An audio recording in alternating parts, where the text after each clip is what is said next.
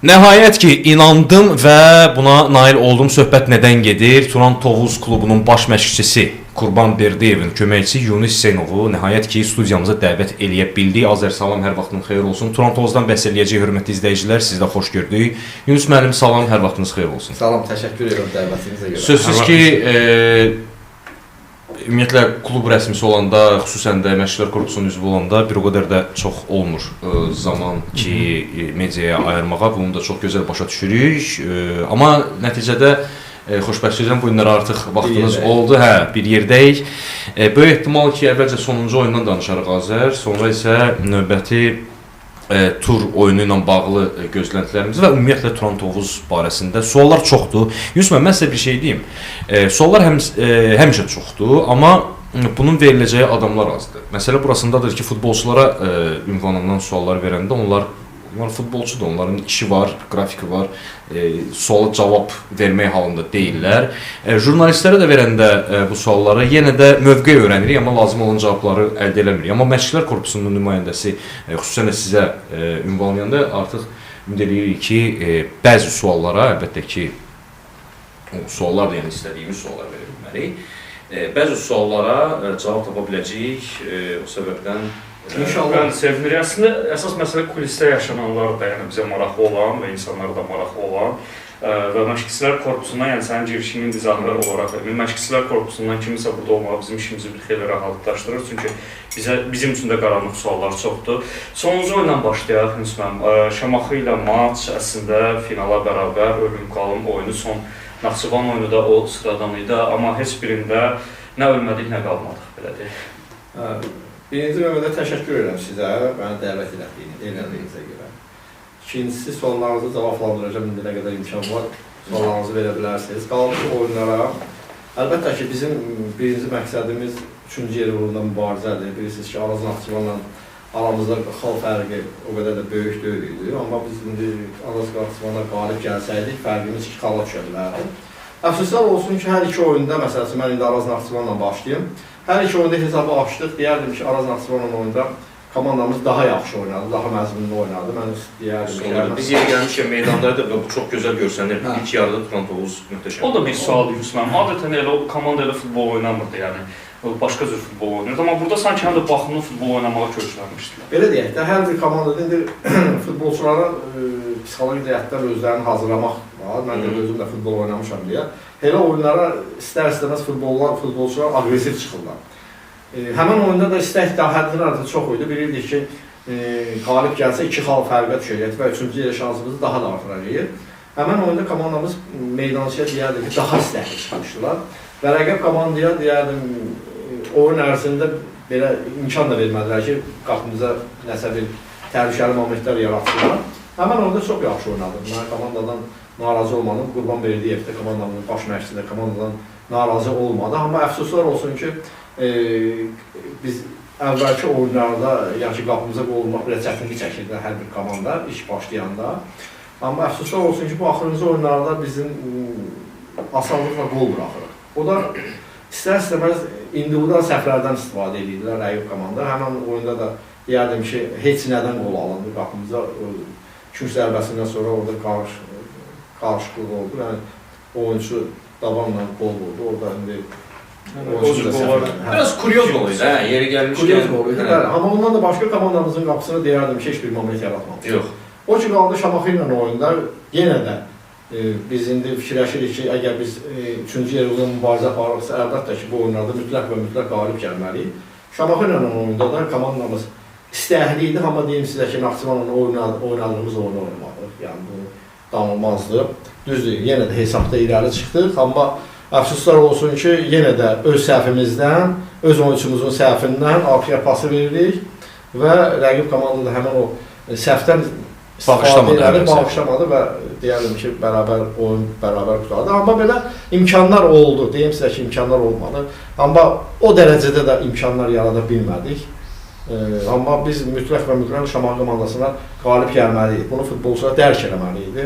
Meydançıya çıxanda da dərk eləməliydi və oyun zamanında da bunlar onu hiss eləməliydi ki, bəli, biz əgər 3-cü yerdə mübarizə aparırıqsa, hər bir oyunda maksimum dərəcədə meydançıda ciddi olmaq lazımdır. Deyərdim sizə ki, məsəl üçün də fərq ondaydı ki, Naxçıvanla oyunla, Şamaxı ilə oyunda fərq var idi. Naxçıvanla oyunda deyərdim ki, həddindən artıq istək çox idi. Həddindən artıq futbolçularımız daha əzmkar oynadılar, amma Şamaxı ilə əfsuslar olsun ki, onu o qədər də görmədik. Yəni ki, bu futbolçularda olur, belə deyim də, güclü komandalara qarşı, indi bunu həmişə sual verirlər, güclü komandalara qarşı futbolçularımızı motivasiyasını eləmək də lazımdır. Onlar özlərini motivasiya edir. Başa düşürlər bəzi məsələlər var. Amma belə komandalarla oynayanda, mən heç bir komanda aşağılamaq istəmirəm, bütün komandalar güclüdür. Turnir cədvəli baxımından gedir. Hər bir komanda meydançıya qələbə əzmindən çıxırlar, o cümlədən aşağıda gedən komandalardan. Amma hər bir komandaya qarşı mən düşünürəm ki, meydançada daha ciddi olmaq lazımdır. Yusuf müəllim, bir məsələ var. İstəyərdik ki, bir balaca azarkeşlərə daha aydınlanma verək də. İndi məlum itkilər var komandada və bunun nə dərəcədə ciddi itkilər olduğunu istəyərdim ki, sizin dilinizdən eşidək. Çünki açar futbolçular var ki, onlar gedəndən sonra aydın məsələdir ki, ikinci dövrədəki, daha doğrusu qış fasiləsindən sonraki mərhələdə, çempionatın mərhələsində Torontozda eniş yaşandı və bu da məlum səbəblərdəndir. Çox adam yenə də sual verir ki, niyə belə olur? Yəni bunun konkret olaraq məqsəd səbəblərdən ən başlıcası odur ki, bəzi açar futbolçular var ki, onlar hal-hazırda Torontozda yoxdur və bunun nə dərəcədə ciddi itki olduğunu istəyərdim sizin dilimizdən eşidək. Demək, bizim müdafiə xəttində, bayaqların adına danışanda, bizim müdafiə xəttimizdə demək olar ki, 3 yeni futbolçu, yəni 3 zədəlimiz var ki, əsas eyalətin oyuncuları idilər. Bu Şəhriyar idi, Miller idi və Marandiç idi. Bundan 3-ü də zədəlidir, oynamırlar hal-hazırda. Və 3 yeni müdafiəçi gəlibdir. İstər-istəməz bunun təsiri var. Həddindən artıq çox təsiri var ki, yəni ki, müdafiə xəttimizdə qabaqlar çətinlik çəkirdilərsə, indi müdafiə xəttimizdə oyunlar olur ki, bir-birlərini o qədər də yaxşı başa düşmürlər. Yeni bir futbolçulardır, buna da adaptasiya lazımdır ki, bir-birlərini zaman lazımdır. Zaman lazımdır. Ona görə əlbəttə ki, bizim o zədəli futbolçularımızın olması komandamıza ziyan gətirdi. Mən inandırım sizi ki, zədəli futbolçularımız olmasaydı, yəni ki, həmən o futbolçular indiyənək daima oynasaydı, mən sizə inandırıram ki, bu qədər komandamız 2-3-cü yerdə gedə bilərdi. Yəni, nəticələr bu qədər olmalı. Əlbəttə ki, ona görə də biraz zaman lazımdır ki, həmən o futbolçular bir-birlərini, düz deyil, indi hər məşq prosesində də, oyundan sonra da, bütün teoriyalarımızda komandanın baş məşqçisi Qurban Berdiyev bütün incəliklərə kimi onlara başa salır. Bütün incəliklərə kimi. Bütün məşq proseslərində deyəlim ki, taktiki cəhətdən biz həddindən artıq çox işləyirik meydançada.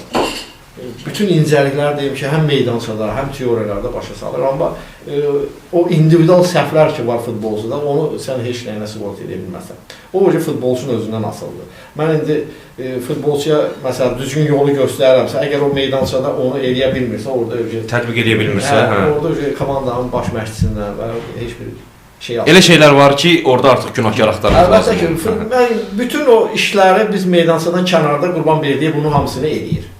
Baş məşqçinin öhdəsinə nə düşürsə, mən sizə əminliklə deyə bilərəm ki, Qurban Berdiyev onu deyərdim ki, 100-200% onları çatdırır.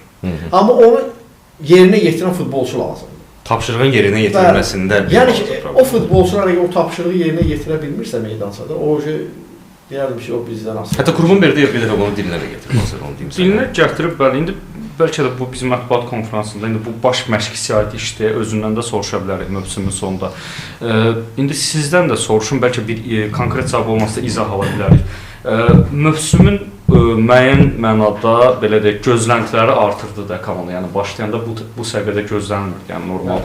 Amma bu gözləntilərin artmasından sonra baş verən uğursuzluqlara görə, belə deyək, sizcə məsuliyyəti kimin üzərinə atmaq olar? Yəni futbolçular, məşqçilər korpusu?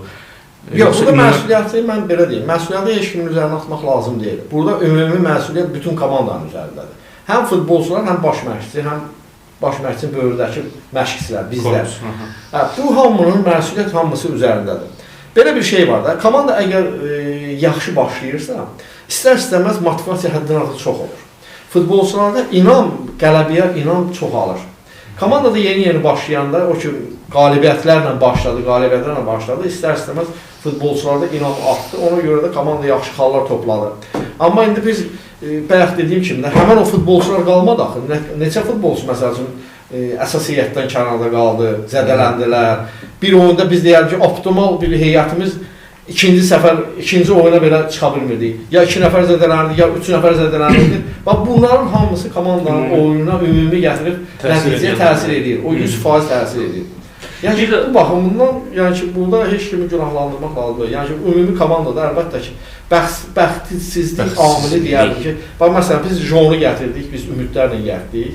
Jo yaxşı bir futbolçudur. Deyim sizə ki, biz yeri gəlmişkən o gözəl gələcək vəd eləyir ha. Hə. Yəni Amma diqqətdən nə istəyənlər oldu? Gələndən 3 oyun oynadı, əfsuslar. yenə də tilsim. Hə, zədələndi.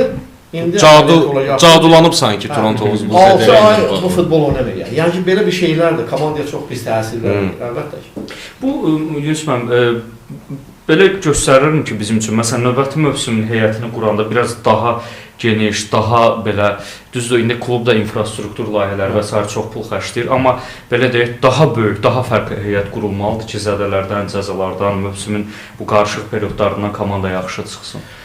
Çünki sanki biraz heyət kasadlığının da. Bu dəqiqə bizdə kasadlıq nəyə görədir? Mən sizə deyim ki, komandamızın üzvləri çoxdur, problem yoxdur, amma zədələrimiz çoxdur. Zədələrimiz olsaydı, yəni ki, komanda normaldır, amma zədələrimiz çoxdur deyə ona görə görsənir ki, kasadlıq komandada biraz futbolçu qıtlığı var. Amma o nöqteyi nəzərdən də komandanın baş məşqçisi, məsələn, Qurban Berdiyev də istəyir ki, yaxşı bir komanda, həddindən artıq bir yaxşı bir komanda qurmaq. Mən düşünürəm ki, indi yay transferlərində mənə elə gəlir ki, qış transferlərində o qədər də yaxşı futbolçu tapmaq mümkün deyil. Amma çətin dönəmdir. Amma yay transferində inanıram ki, indi Qurban Berdiyev də özünün o təcrübəsindən yaxşı bir futbolçular komandamıza cəlb edir. Yaxşı bir kollektiv düzəldəcəyik. Ona mən 100% əminəm. Plus komandanın rəhbərliyi də Ehtiram müəllim də həddindən artıq istəkli bir insandır. Futbola həddindən artıq istəkli bir insandır. Komandadan ötəri demək olar ki, bütün şəraiti yaradır. İndi bu Kürdəxanadakı meydançanın hansı bir klubumuz indiyənə kimi çempionat başlayanda demək olar ki, biz Bakıda harada gəldi məşq edirdik. Bəli, çox çətinlik yaradırdı komandaya. Gah biz süni bir meydançada məşq edirdik, gah alta çıxırdıq. Bunun da hamısı futbolçulara ziyan gətirir. Amma o nöqteyi nəzərdən də Ehtiram müəllimdə də gördüyünüz kimi həm Tovuz'dakı o bazanı tikdi bir neçə müddət ərzində. Qısa müddət ərzində. Kürdəxanada o gözəl bir meydança saldı. Hələ bundan sonra da 2 dənə də meydança salacaqdı orada. Biri təbii, bir dənə də süni salacaqdı. Yəni ki, klubun rəhbərliyi əlbəttə ki, komandaya dəstəkdir. Klubun rəhbərliyi bu işlərin hamısını görür və istəyir ki, komandamız yaxşı nəticələr əldə etsin. Mən də inanıram ki, Azərbaycana gəlib getmiş ən yaxşı məşqçilərdən birini dəvət edibdir. Ehtiram müəllim, sağ olsun. Yəni ki, Qurban Berdiyev də deyərdim ki, ən yaxşı məşqçilərdən biri Azərbaycana. Mən düşünürəm ki, həm klubun rəhbərliyi Ehtiram müəllim, həm də baş məşqçisi Qurban Berdiyev gələcəyin bir yaxşı bir komandası düzəldəcəksiniz. Yeri gəlmişkən, qış transfer dönəmi sanki komanda üçün uğursuz keçdi. İndi siz deyirsiniz, məsələn, Batista kimi bir futbolçunu gətirmək də böyük uğur idi. Əslində biz indi futbolun içində olan adamlar bilir, amma qismətdən zədələndi. Qurban Berdiyevə də soruşmuş bunu. Məsələn, bu məsələlərlə bağlı bir fərqli yanaşması var da. Tutaq ki, biz deyirik ki, Kraskovski gətirilib, amma niyə oynamır? Deyir ki, daha çox işləmədi. Yəni o adam demir ki, mən bu adama pul verib gətirmişəmsə şans verəcəm. Bu üzərində işləmirsə mən buna şans verməyəcəm. Belə bir yanaşması var. Bunlardan yola çıxaraq qış transfer dönəminin bir dəyərləndirərdiniz bizim üçün. Məsələn, oynamayan futbolçular var və yaxud da gətirilib şans belə deyək ki, şans verilməyən futbolçular var. Orxan var, məsələn, Kraçkovski var indi bu an üçün. Orxan yenə müqayisədə hardasa şans qazanır. Bunlar nəyə şans vermişdi? Necə əsaslandıra bilər? Belə deyək də, yəni ki, bunlara ümidlə gətirilən futbolçudur. Hər bir futbolçu, məsələn, komandaya dəvət olunursa, demək, ona həddindən artıq inamımız var ki, onu komandaya dəvət edirik. Yəni ki, inamımız olmasa, o futbolçunu komandaya dəvət eləmirik. Biz həmən o futbolçulara da inanmışıq. Bu dəqiqə də hal-hazırda da inanırıq ki, onlar komandamızda indi 4 tur qalıb. Baxmayaraq ki, məsələn, bəzi oyunlarda çıxmayıblar, oynamayıblar, amma hər şey ola bilər ki, bu 4 oyunda məsələn, heyədə də çıxa bilərlər və özlərini yaxşı tərəfindən göstərə də bilərlər. Hər bir futbolçu il boyu ərzində hər bir oyuna tam hazır olmalıdır. Ona şans veriləcək, verilməyəcək, o baş məşqçisi nasıl olacaqdır. Mən inandırım sizə ki, hər hansı bir güclü futbolçu qıraqda qalmır. Yanında sağlam. Yaxşı futbolçu həmişə meydançada olur. Yoxdursa deməli səbəbi var bunun. Yoxdursa səbəbi var. Nə səbəbi var? Yəni ki, ola bilər ki, məsəl üçün, mən bunu Premier özümlə götürürüm. SSR dövründən götürəcəm. Hə. Azərbaycan çempionatından götürməyəcəm ki, onda Azərbaycan çempionatında mən tək ayaqda oynuyordum. Nə gözüm tərəfdən olmaz. Yo. Reallıq. Hə, reallığı götürüm ki, o vaxtı məsəl üçün mən əgər pis oynasaydım, mənim bölümdə, zamanımda olan oyunçu məndən yaxşı idisə oynayacaqdı. Mən meydançada əgər ondan yaxşıyamsa, demək mən oynamalıyam. Bizdə də nətərdir? Əgər Napadaşı, əgər çıxıb özünü doğruldursa və yaxud Polzaşnik doğruldursa, demək oynamalıdır. O birisinin vaxtı, əgər zamandadırsa, onun vaxtı da gələcəkdir.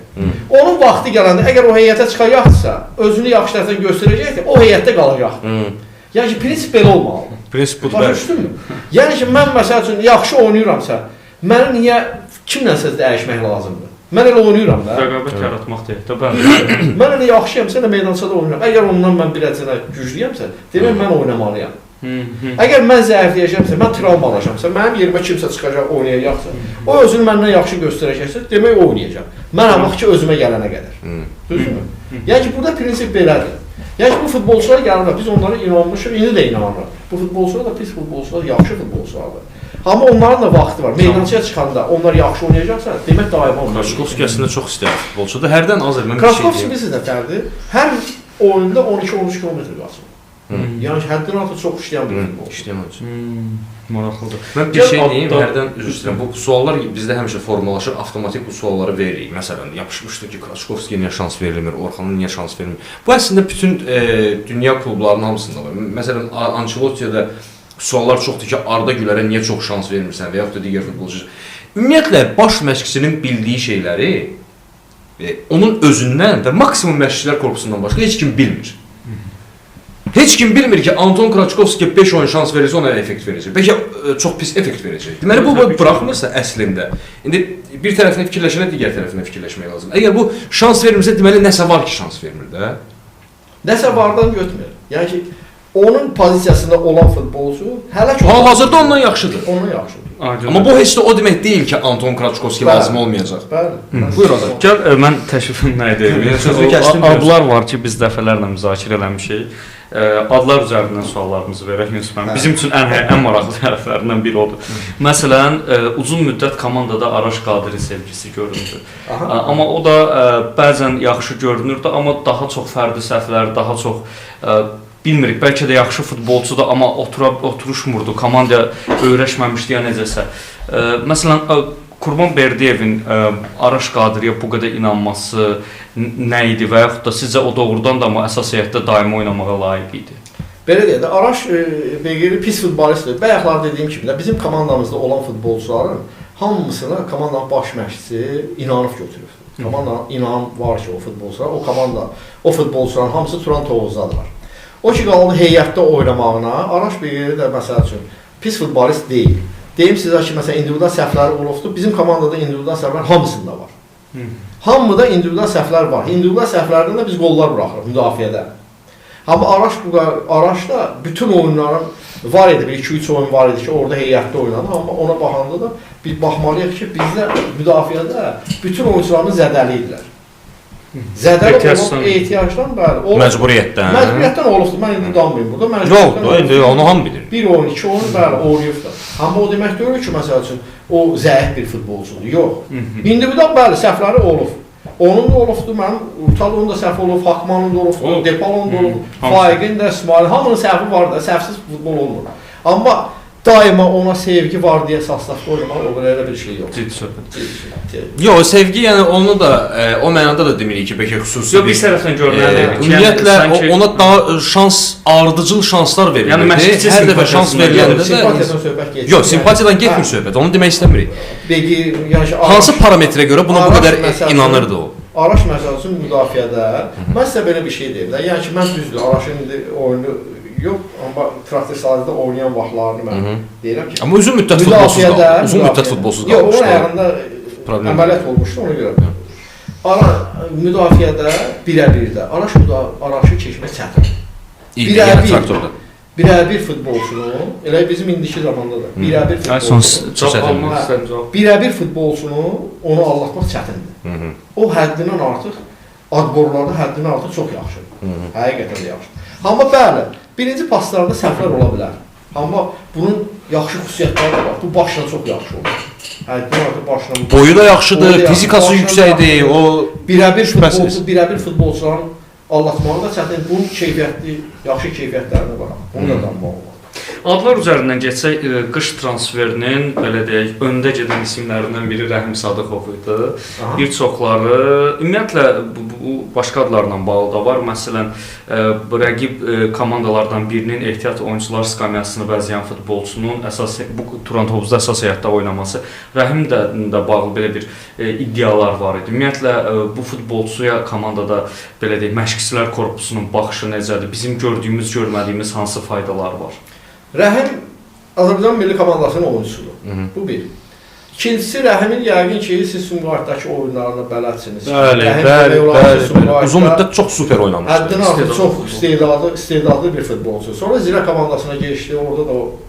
Yəni ki, Rəhim yaxşı bir futbolçudur. Deyim sizə ki, Rəhim indi düzdür, oyunlar olur ki, orada bəzi oyunlarda yaxşı da oynaya bilər, pis də oynaya bilər. Amma Rəhimi biz ümidlərlə görmüşük ki, komandamıza köməkli. Özü topla davranan bir futbolçudur. Mən bunu çoxdan demişəm, görürsən, mən dediklərimi deyir. Yəni ki, biz də məsələn istəyirik ki, topla davranan bir futbolçular orta xəttdə oyunsun. O nöqteyi nəzərdən də Rəhimə indi düzdür, komandamızın baş məşqçisi Rəhimə də inandı. Biz də inanırdıq ki, Rəhim komandaya gəlir, köməkli edəcəkdir. Amma o da Rəhim faydalı bir futbolçudur. Var, çox. Mənə gəlir ki, belə deyək də, hər bir futbolçunun bax, mən sizə faktlarla deyəcəm. Bu yadıma salmancı bir futbolçudur. Turanda da yoxsa? Yox, xarici bir futbolçulardan. Elə bir şey var. Yəni ki, bax, məsəl üçün, Neymar. Barcelonada həddindən artıq çox yaxşı oynadı. Bəli. Messi var idi. Santos'dan oraya gələndə çox gözəl performans göstərdi. Neymar getdi, PSG-yə orada itirib baxdı. Niyə? Çünki digər istedadların arasında. Yəni ki, hər bir futbolçunun komandası var. Dövrü var. Rəhim Sumqayıtda da yaxşı oynayırdı, Zirədə də yaxşı oynayırdı, milli komandada da həmişə yaxşı oynayırdı. Bizə gəlibdi məsələsi, indi burada deyim ki, Rəhim həddindən artıq potensialını qoyur, oynayır, onu da deyə bilmərəm. Amma Rəhim pis futbolist deyil. Mənə elə gəlir ki, bir əcə zaman lazımdır ki, Rəhim özünə gəlsin, komandamıza köməyə çox deyil. Mən istəyirəm Aslında almaq istədiyim cavab oldu ki, yəni gələcəyə gözlənilsin. Fikrimi istəyirəm Yunus müəllim də bilsin. Mövsüm başlayan, daha doğrusu qış transfer pəncərəsində Rəhim Sadıqovun Turan Tovuza gələcəyi xəbəri çıxanda biz artıq biz müzakirə edirik və öz hərəmiz öz proqnozlarımızı və yaxud öz fikirlərimizi söyləyirik. Mən onda biraz Turan Tovuzdan danışası olsaq, Turan Tovuz adına bir balaca məyusluq hiss keçirdim. Niyə? Çünki ümumiyyətlə Azərbaycan çempionatında ən bəyəndiyim futbolçulardan biri zamanında Rəhim Sadıqov olub, Sumqayıtdakı hələ ilk dövründə. Ondan sonra futbolcu klubunun dəyişəndə bir balaca eniş yaşandı, bu da okey. Olmalı. Oldu. Və bundan sonra mən dedim ki, yəni bu artıq futbolçuda geriləmə gedir, yüksək geriləmə gedir. Bu görürsən Turan Tovuza nə fayda verəcək? Amma futbolda hər şey olur. Futbolcu gəldi, zamanla gördüm ki, birinci topla gözəl davranış yenə də bərpa elədi onu. İnsan topu çox gözəl hiss eləyir. Biz Zidanla mən hətta onu bənzədirəm, biraz çox soyuqqanlı toxunuşu var. Yox, Zidanla bənzətməyək. Yox, bənzətmirəm. Yəni onda olan keyfiyyətlər şeydə var. Yəni ona bənzər keyfiyyətlər Rəhimdə var. Topa soyuqqanlı davranış, yüngül davranış və ötürmələri, ani qərar verib, topu çox gözəl kontrol edib, ani qərar verib, ona dole sekundu deyirlər də, saniyədən də az bir müddətdə qərar verib ötürməni vermək. Bunlar artıq Rəhim Sadıqovda müşahidə olunur. Odur ki, mən sizinlə tamamilə iki əlli razıyam ki, Rəhim Sadıqov bu günlər Turan Tovuzda əsas heyətin oyuncusudur və effekti də var. Bir dənə də şey deyim sizə, özür istəyirəm. Buyurun. Demək, bizim futbolçular bir şeyi dərk eləməlidir ki, bax bizim Turan Tovuzda olan futbolçuların hamısı. Mən onların indi söhbətimdə də deyirəm ki, yəni ki, onlar hansı məşqçi ilə işlədiyini bir əcənə bilməlidir ki, biz hansı məşqçi ilə kimlə işləyirik. Qurbanverdiyev elə belə bir məşqçi deyil, deyim sizə ki. Yəni ki, onun incəliklər var ki, indi mən biraz təcrübəmə baxıb deyirəm. Futbolçu kimi olsaydım o vaxtı beynim olsaydı mən yola gedərdiniz futbolçu olsaydınız Qurbanverdiyevlə. Yox, yola gedər. Mən həmişə bir sinətəliyəm. Məni öyrədən məşqçiyə həmişə simpatiyam olubdur. Mən məsəl üçün yaxşı şeylərlə öyrədim. Var idi məşqçilər ki, məsələn, düz deyil, məşq proseslərini verirlər, amma təhlildə səninlə danışmaq tamam başqa bir şey. Qurbanverdiyevin o xüsusiyyətləri çox yaxşıdır. Yəni ki, Qurbanverdiyev incəliklər var ki, onu futbolçulara çatdırır. Futbolçu əgər onu eləsə, həmin o futbolçular yaxşı bir futbolçu olarlar. Yaxşı oyun oynaya bilər. Onu tətbiq eləsələr. Onu tətbiq eləsələr, bilsənə, çox şeylər öyrənərlər. Bunu bir əcənə mən deyərdim ki, bizim futbolçularımız gərək onu hiss eləsin ki, Qurban Berdiyevlə bir yerdə işləyirlər. Çox bir futbolçu. Ruslan Abuşova halal olsun. O çox futbolçular onu məsələn arzu edənlər ki, məsəl üçün Qurban Berdiyevin komandasıdır. Ruslan Abuşov taktikası xoşuma gəlir. Yapışıb yaxşı mənada ətəyindən öyrənir və mən əminliklə deyə bilərəm ki, Qurban Berdiyev onunla çox böyük bir təcrübəni bölüşür. Və buradan yola çıxaraq əminliklə deyə bilərəm ki, Ruslan Abuşovun gözəl bir məşqçilik karyerası olacaq. Əgər yəni bu tempdə yenə də davam eləsə. Adamlar olub ki, bu şansdan istifadə eləməyiblər, komandanı qoyub başqa şeydən. Amma Qurban Berdiyev təcrübəsindən yararlanmaq lazımdır. Bu pulsuz qızıl deyil bu. Mən də belə bir şey də deyim də, indi mənim nə qədər olmasa 60 yaşım var. Yox, indi mən sizin qarşınızda Qurban Berdiyevə köməkçi gəlmişəm də, düzdür? Amma mən yenə də ondan nəyə sevinirəm. Və mən yanımda siz bu yaxınlarda məsəl üçün Qazaxıstandan da gəlmişlər bu yana, yenə təcrübəyə gəlmişlər. Antalyada biz olanda təcrübəyə gəlmişlər. Bir dəqiqə hal-hazırda bunun yanına təcrübəyə gələn məşqçilər var. Elə biz buradayıq da, təcrübəsindən istifadə edirik. İnsanlar pul xərcləyir və sayt ayırmıram ki, biz danışırdıq onda siz Turanla təyin olmamışdan qabaq işləmək istəmirdiniz. Sanki Qurban Berdiyev adı sizi daha çox çağırır. Yox, əlbəttə ki. Mən məsələn üçün belə deyim də, indi yekəxanalar çıxmasın, mən heç bir məşqə köməkçi getməzdim, həyatı bu. Getməzdim, amma Qurban Berdiyevə məmnuniyyət edirdim. Özü, sizi o özü şəxsən, Yunus Hüseynovu özü şəxsən çağırmışdı. Həmin ilk müsahibəni də mən Yunus məndən almışım telefon vasitəsilə ki, kimin köməkliyi vasitəsilə gəldi. Özü Yunus müəllim, qısaca olaraq adlarla bağlı suallarımız qalır. Yunus müəllim düşüb Azərin əlinə, indi deyir, sonra suallara bir də mövsüm bitirdim. Yox, suallarınızı verin. Heç bir problem yoxsa, amma adlarla futbolçuları incələməyin bir... Elvindən çətinləşdir. Elif daha da şey üzr istəyirəm, Elvin deyirəm. İsmail'la bağlı istəyərdim Yunus müəllim. O və onunla bərabər. Bunu da soruşaq və salam. Əsas heyətin daimi oyuncusu. Böyle soruşaq və salam. Xəyalla bağlı da bir sual var. Qurban Berdiyevin dövründə çox yaxşı forma yığdı. Hətta milli komandamızın üzvü idi və pik vaxtında birdən-birə ehtiyatda qalır. Həm o, həm İsmail'la bağlı fikirləriniz var. Bax şey deyim, xəyalla bağlı mən sizə deyim də. Xəyalla bağlı elə momentlər olub ki, nə qədər indi olmasa biz indi məşqçilər korpusunda. Daha yaxınsınız, çox yaxşı. Yəni ki, biz indi heyəti zadı komandanın baş məşqçisi bizdən soruçur, eləyir, özü məsəl üçün qərarları verir. Bütün qərarları özü verir. Amma bizim də fikirlərimiz həmişə soruçufdur. Hörmətlə yanaşır bizim fikirlərimizə. Elə momentlər olur ki, Xəyal məsəl üçün heyətin oyuncusudur. Məsələn ki, sabah yox birisi, məsələn, Xəyal heyətdə olur. 11-likdə. 11-likdə. Amma tarixi gətirir ki, Xəyal həmən gün səhərsinin olub ki, xəstələnibdir. Bax, elə momentlərimiz olur. Amma Xəyal o demək deyil ki, xırda detallara görə məsəl üçün Xəyal heyətdə oynamayıb. Bax, bu mən sizə 100% əminliklə deyə bilərəm. Mən onun özüylə də hərdən olubdur ki, danışmışam ki, məsələn Xəyal, sən amma bir də görürsən ki, səhərsi günü bir də görürsən xəstələndi. Olubdur, bir-iki moment olubdur ki, xəstə olubdur, heyətə çıxmayıbdır. O ki, qaldı Zülfü Qarlı ilə, Zülfü Qarlı belə deyək də, çox meydansada işləyən bir futbolçudur, öz üzərində işləyəndir, çalışqan çox istəkli futbolçudur, çalışqan bir futbolçudur. Amma çatışmayan cəhətlər hər bir futbolçuda olduğu kimi, İsmail'də bəzi epizodlar var ki, çatışmayan cəhətlər var. Amma istək baxımından və İsmail'də həm məşq prosesində, həm oyunda 90 dəqiqə ərzində göstərir.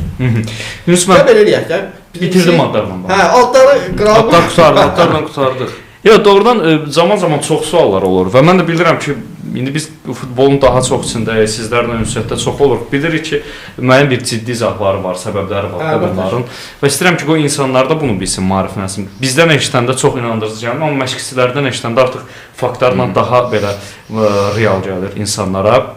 Əsas məsələlərdən biri bayaq verilişdə də danışdıq. Bu mövsüm Turan başına gəlməyən iş qalmayıb, belə deyək və hakimliklə bağlı, digər məsələlərlə bağlı, diplomatik məsələlərlə bağlı çox problem yaşanır. Son hadisə Qurban Berdiyevin cəzalandırılması. Bu gün komandanın başında olmaması məşqçi kimi oyunlarda necə təsir edir və o hadisəni istəyirəm bir də xatırlayaq. Çünki orada bir qaranlıq məqam qalmışdı.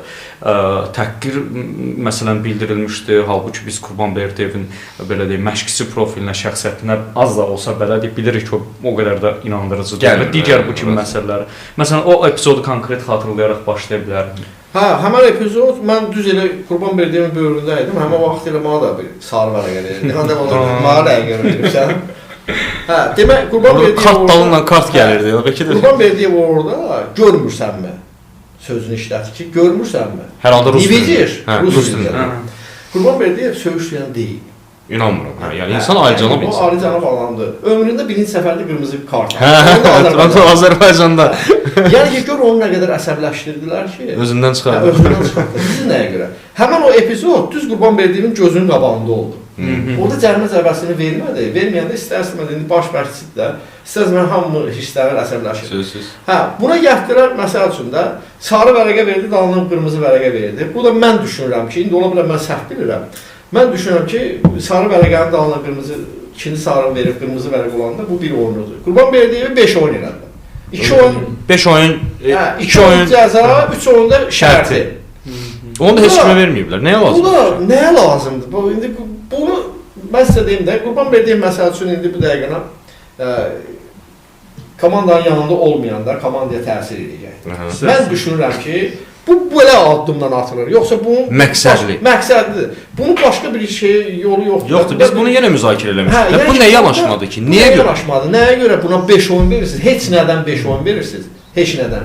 3 oyun şərti verirsiniz, 2 oyunda belə. Hələ mən sizə inandırım ki, indi düz deyirlər ki, qanun belədir. İndi təzəliklə o öyrəndi. Orada tez qaydalar da dəyişir. Hə, qaydalar da dəyişiblər deyir. Demək mən indi o vaxtdan da işləyəndə mən sizi inandırım ki, hər hansı bir komandanın baş məşqçisinə qırmızı vərəqə verəndə, mən sizə 100%-lə inandıra bilərəm ki, onlar razıvalkada olurlar. Razıvalkaya girirlər, razıvalkadan sonra elə bil ki, komanda ki meydançaya çıxanda, bəli, bunlar çıxırlar yuxarı. Hər bir məşqçi olur, bunu mən sizə 100%-lə deyə bilərəm. Təsəvvür edin ki, bizim bu iş olunda Qurban Berdiyevi koridora da buraxmadılar.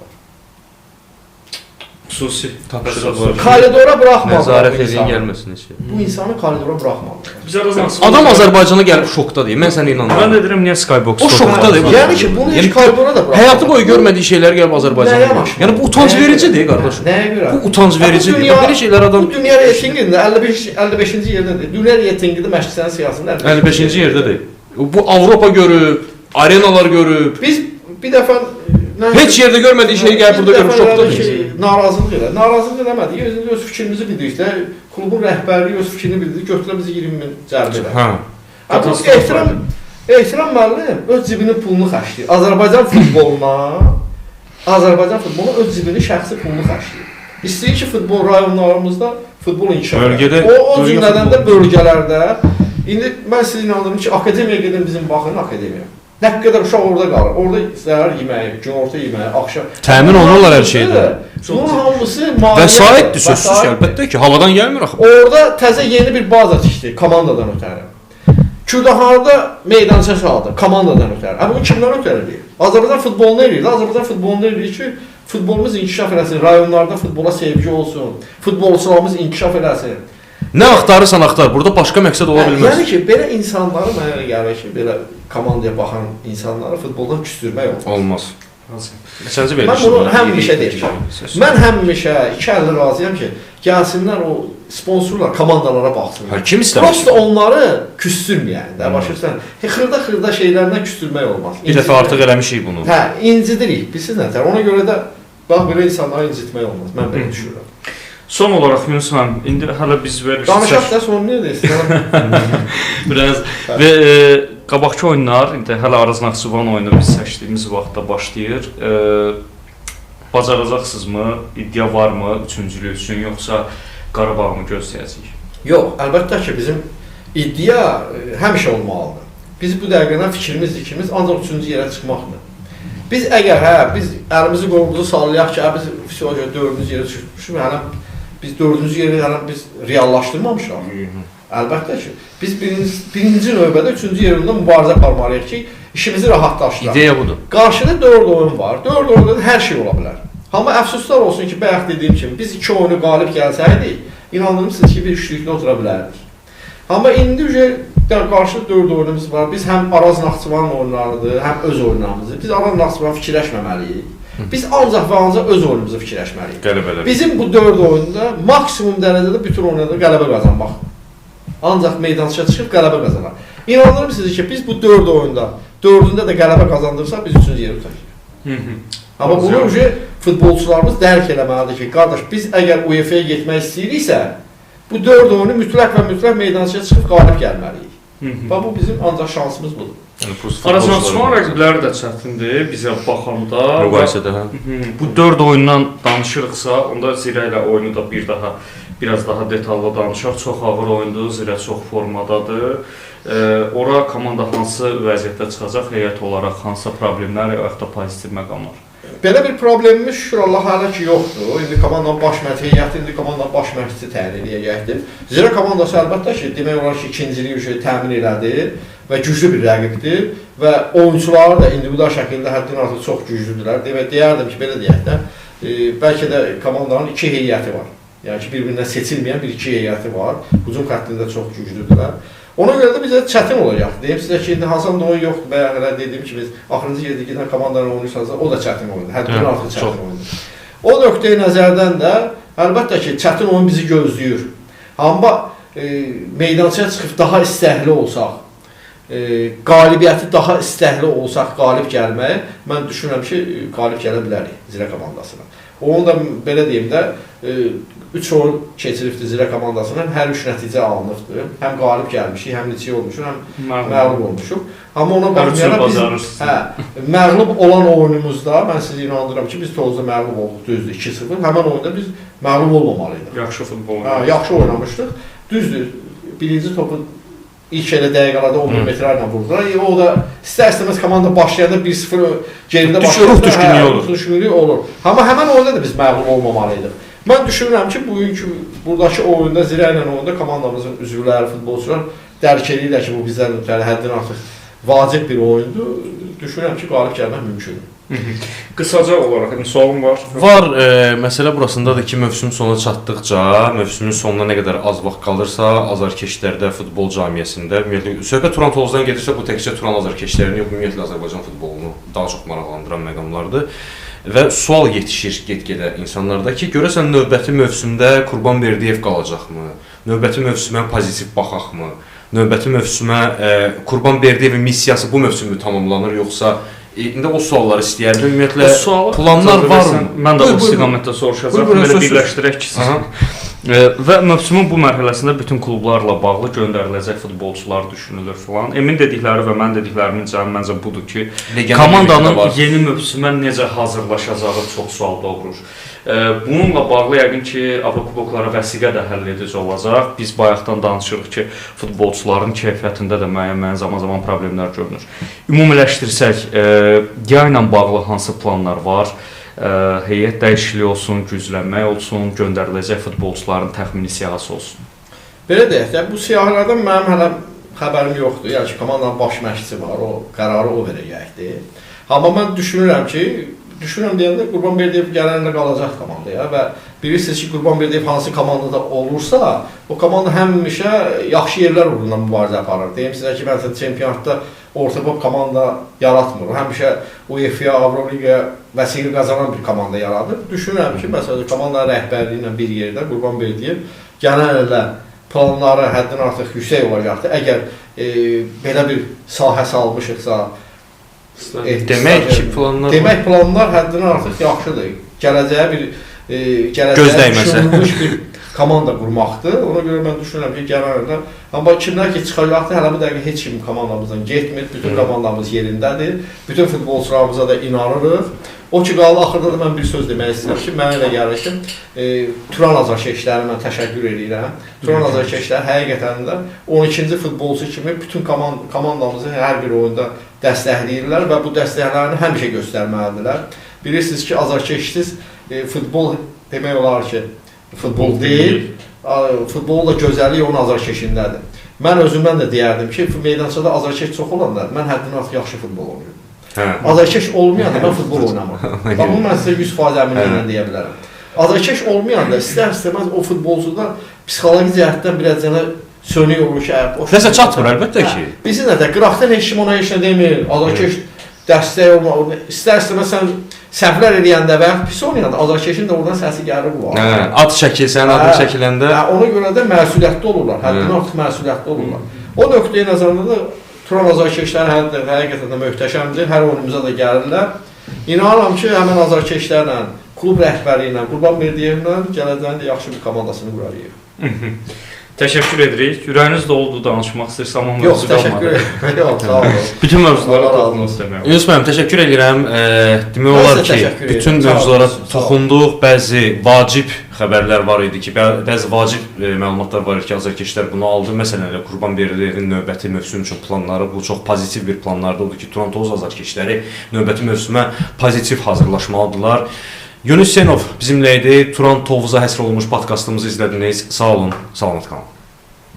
Все.